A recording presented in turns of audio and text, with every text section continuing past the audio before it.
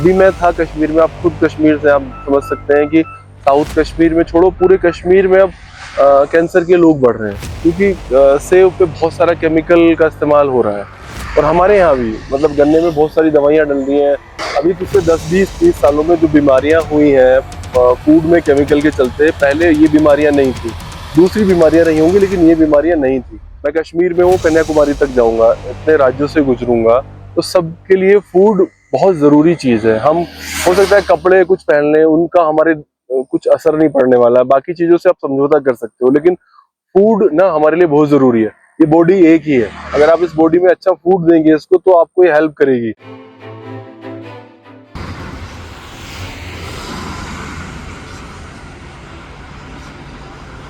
मेरा नाम गौरव त्यागी है। मैं उत्तर प्रदेश का रहने वाला हूँ। मेरे पिता एक किसान हैं और मैं खुद भी पिछले कई सालों से ऑर्गेनिक फार्मिंग कर रहा हूँ। और मैं एक पदयात्रा कर रहा हूँ जिसका नाम है भारत अन्न शुद्धि पदयात्रा। ये पदयात्रा कश्मीर से शुरू होकर कन्याकुमारी तक लगभग 4000 किलोमीटर लंबी है। कल हमने पदयात्रा शुरू की है, आज इसका दूसरा दिन है। और कल हमने लाल चौक से शुरू की है और लगभग 4 से 5 महीने इसको पूरा करने के लिए लगेंगे हमें। और मैं इस पूरे दौरान पैदल चलने वाला हूँ।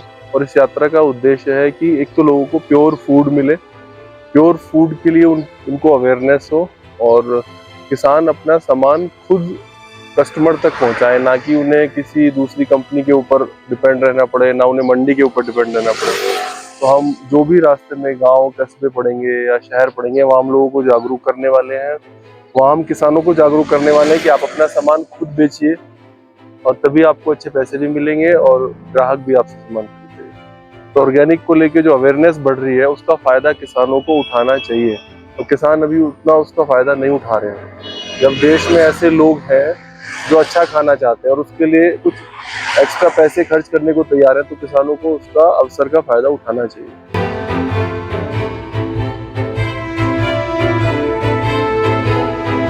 मुझे खुद भी ऑटोइम्यून डिसीज है और मैंने काफ़ी स्ट्रगल किया है हेल्थ को लेके। और जब हमने नेचुरल फूड में उसका देखा कि उससे हमें अच्छा लगा और मैं ठीक हूँ अब, तो ये चीज़ें बाकी लोगों तक भी पहुँचनी चाहिए। और उसका एक ही रास्ता जो मुझे समझ में आया वो पदयात्रा था कि क्योंकि जब आप पैदल चलते हो तो लोगों से कनेक्ट कर पाते हो। जैसे मैं आप लोगों से मिल रहा हूँ, गांव वालों से मिल रहा हूँ, दुकानदारों से मिल रहा हूँ, हॉर्टिकल्चर जो देख रहे हैं कश्मीर में उनसे मिल रहा हूँ, तो पैदल चल के ज़्यादा कनेक्ट कर पाते हो। अब गाड़ी से जाओगे तो बस कुछ वो कनेक्ट नहीं आ पाएगा, लेकिन जब आप खुद पैदल चलते हो तो लोगों से कनेक्ट कर पाते हो, वहाँ की भौगोलिक जो माहौल है उसको भी समझ पाते हो। तो ये सबसे अच्छा माध्यम है। अगर आपको देश में वाकई में बदलाव लेके आना है तो आपको पैदल चल के ही आप लोगों से कनेक्ट कर सकते हैं। अभी पिछले 10-20-30 सालों में जो बीमारियां हुई हैं फूड में केमिकल के चलते, पहले ये बीमारियां नहीं थी। दूसरी बीमारियां रही होंगी लेकिन ये बीमारियां नहीं थी। उनमें से एक ऑटोइम्यून डिसीज भी है। उसका कारण किसी को नहीं पता होता, डॉक्टर्स को नहीं पता होता कि क्यों हो रही है। लेकिन फाइनली अगर सबको देखा जाए तो फूड और गट हेल्थ दोनों से ये बीमारियां जुड़ी हुई हैं। तो जैसे मुझे ऑटोइम्यून डिसीज है तो उसमें मेरे प्लेटलेट्स 1000-2000 रह जाते थे। बहुत ही क्रिटिकल मुझे ये इशू है और कई बार तो बस जान जाते जाते बची है। सब खूब हुआ है, मैं एक महीनों अस्पताल में रहा हूँ। देन वो जो पीड़ा है वो आप समझ सकते हो। फिर लगता है ऐसे बहुत सारे लोग हैं, मेरे पास बहुत सारे लोगों के फ़ोन भी आते हैं कि मैं उस इश्यू से गुजर रहा हूँ, क्या करना चाहिए। मैं सबसे बोलता हूँ पहले तो अपना फूड सुधार लो, अगर फूड अच्छा हो जाएगा तो चीज़ें ठीक हो जाएंगी। फिर हमने सोचा कि इस पदयात्रा के जरिए हमें मैसेज देंगे लोगों को कि आपको अच्छा फूड जो है उसके प्रति अवेयर होना चाहिए और उसको इस्तेमाल करना चाहिए। तो वो अच्छा फूड कहाँ मिलेगा? किसी ब्रांड के पास नहीं मिलेगा, आपको मिलेगा वो किसानों के पास। तो आपको किसानों से वो फूड खरीदना चाहिए।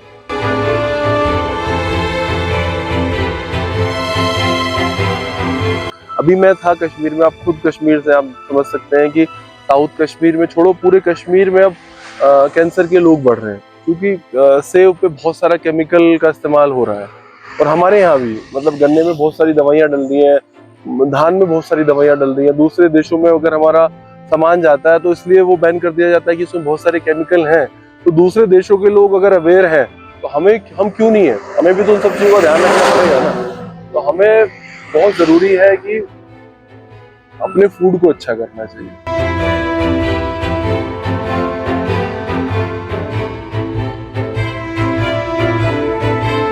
मैं सबसे कहना चाहूंगा कि भोजन फूड, मैं कश्मीर में हूँ, कन्याकुमारी तक जाऊंगा, इतने राज्यों से गुजरूंगा, तो सबके लिए फूड बहुत जरूरी चीज है। हम हो सकता है कपड़े कुछ पहन लें, उनका हमारे कुछ असर नहीं पड़ने वाला, बाकी चीजों से आप समझौता कर सकते हो, लेकिन फूड ना हमारे लिए बहुत जरूरी है। ये बॉडी एक ही है, अगर आप इस बॉडी में अच्छा फूड देंगे इसको तो आपको ये हेल्प करेगी।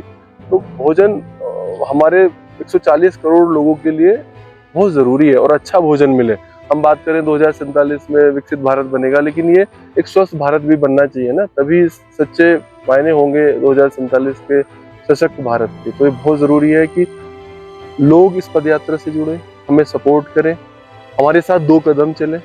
हमारे साथ कश्मीर की जनता चली है, कल से चल रही है, आज भी लोग मिलने वाले हैं आगे हमें। और लोग अगर नहीं आ सकते, फिजिकली नहीं आ सकते, तो हमें लाइव वो सपोर्ट करें, हमें शेयर करें, हमारे लिए कम से कम प्रार्थना तो करें कि यात्रा पूरी हो, उस यात्रा के उद्देश्य पूरे हो।